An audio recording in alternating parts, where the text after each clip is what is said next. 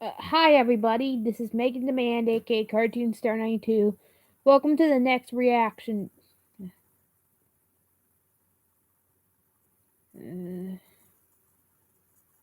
Okay, there we go. Welcome to the next reaction video. Today's video I'm reacting to is called The Story Before Hazbin Hotel, Zoophobia Explained by Cartoon Universe. So we're reacting to a Cartoon Universe video about Hazbin Hotel. For those who Hazbin Hotel is, it's an animated video on YouTube, and the video was supposed to be a pilot episode for a series, and eventually got picked up for television. Wow, yeah, I got picked up for television.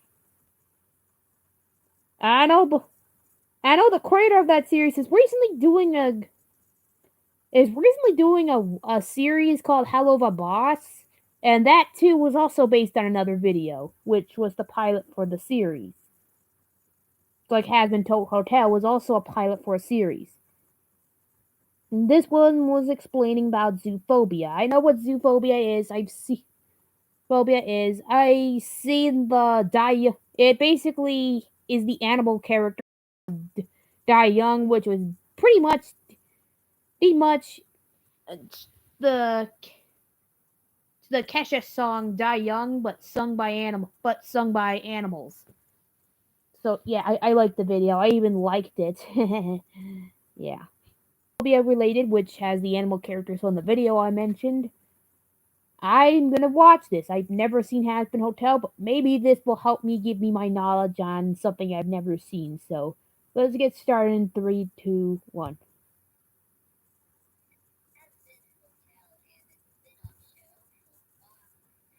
This is But what a lot of people may not know is that Hazbin itself is a bit of a spin-off in its own way. How is it a Way back spin-off? in 2012, before Busy Pop had begun production on Hazbin Hotel, she was using her spare time to create a webcomic series known as Zoophobia. And Charlie, Angel, and Alistair were all meant to be characters in its story. But before we jump into that, I want to remind you guys to all subscribe I didn't to even this know channel. those were going to be characters for Zoophobia. Comment telling me they did so will receive an ooh in reply. It's even better than our Patreon perks, people. Zoophobia, as it was originally conceived, was meant to be a long-running story with up to 10 different volumes and a large cast of characters that make the Hazbin-verse ensemble look absolutely tiny. Each character would get large amounts of focus thrown at them as the series progresses, but we are first introduced to the world through one of its few human characters, Cameron, a young woman who takes a mysterious job as a guidance counselor and finds herself in a school full of magical, often animal-themed characters. While any normal person would think that this is awesome, Cameron unfortunately has zoophobia, an intense fear of animals, and the fact that the non-animal characters are all still pretty demonic looking probably doesn't help. Even more unfortunately, Cameron is unable to That's leave why this it's called magic school Zoophobia, because because the land on the which it girl has a fear exists of would animals. lose its magical protection if people were to leave freely. And so, Cameron tries to make the best of her new life by getting over her fear of animals and finding ways to love this magical world that she has stumbled into. While Cameron gets the most focus in the story so far, she's mostly used to give the viewer someone to proxy themselves into.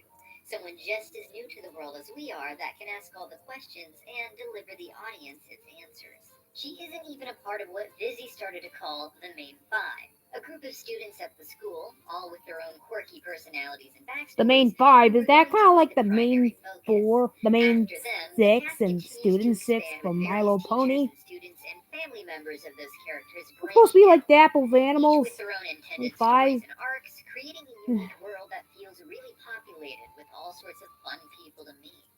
The comic, despite having 10 volumes planned, never made it past the first one, which itself took 4 years to complete.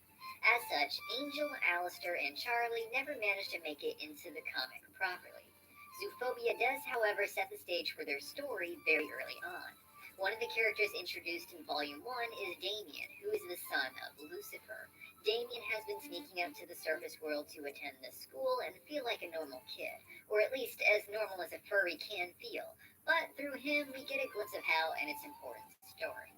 So, how exactly did these guys go from side characters in a single arc of some webcomic to having their own show?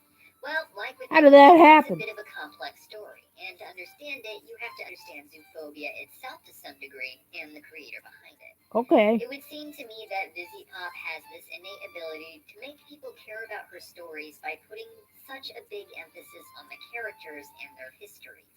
We have so little information from the Hazbin characters from within the show itself, but I've made countless videos talking about all of their nuance because of how much she develops them behind the scenes and shares with us in various ways, such as her live streams. Because of that, every little action these characters make within the show feel like they expand upon the character in some meaningful way. This style for storytelling made Zoophobia an obvious choice for Vizzy Pop to pursue, as it would give her one big umbrella to explore so many different characters with seemingly unrelated plot lines. Some people have been very critical of Vizzy Pop's work, but as we can see, it hasn't stopped a large majority of planet Earth from enjoying it, likely for the reasons I stated before, her attention to character. This doesn't erase any mistakes she may have made or any rules of storytelling people say she has broken, but rather it makes them feel unimportant, or at least to the most of us. Zoophobia is similar to Hazbin Hotel in that it is able to suck you into the world with its characters and give you a good time, even if some issues exist that you wouldn't tolerate in other stories. Unlike Hazbin Hotel, these issues are a lot more noticeable in Zoophobia, and that has led to quite a lot of criticism, with over 200 pages of people discussing their issues with the comic on the Bad Wet Comics wiki forum, leading to it getting its own article. While a lot of the issues they discuss rang true for me, I just couldn't find myself caring enough to not enjoy the story.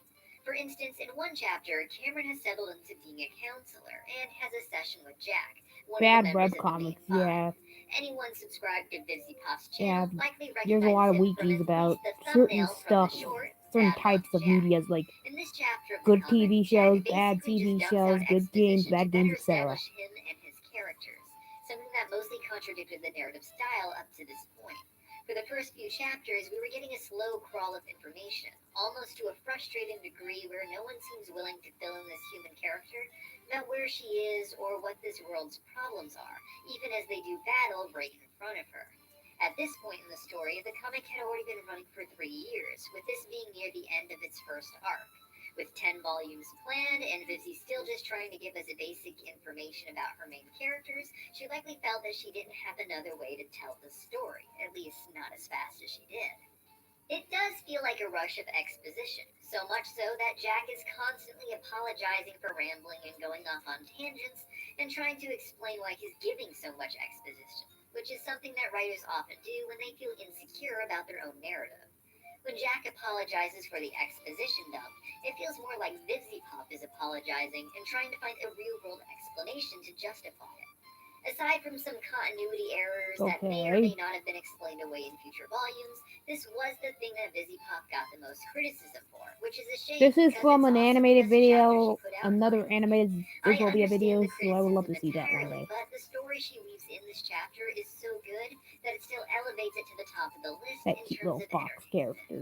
Despite many Never people seen the seemingly video. loving it I'm gonna even see more it than one I day. do, Vizzy Pop seemed to have taken a lot of the criticism to heart and felt like it invalidated her work. It was at this point that she vowed that she was going to be handling the production differently in several different ways.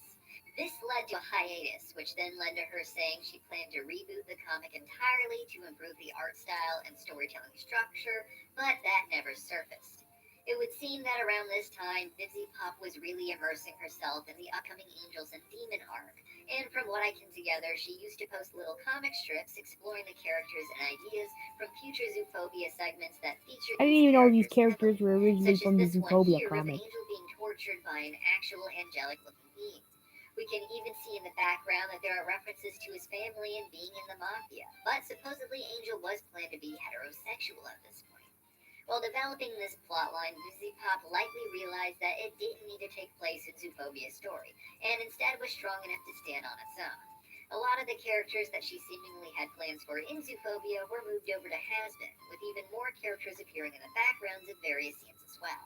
With Hazbin Hotel becoming its own story, and Zoophobia being something that became upsetting to her because of the criticism, Vizzy Pop seemed to give up on rebooting the comic, or at least put it on the back burner. Despite the new comic never surfacing, we did of course eventually get the short Bad Luck Jack. It did well on its own, but it hasn't hit the same kind of success that Hell of a Boss or Hazbin Hotel. I wouldn't even mind if the original comic continued where it left off, as frankly, the biggest issue the series had was simply how slowly it updated. With most of its other supposed issues not seeming Okay. problematic when you read the comic as a whole, instead of just getting one page every week or so. But I'm glad that Charlie, Angel, and Alistair all managed to make the jump to their own original series, so we always have that to look forward to. That's all I have for you guys today, but I'll see you in the next one. Okay, bye. Became so. Then he realized that the arc.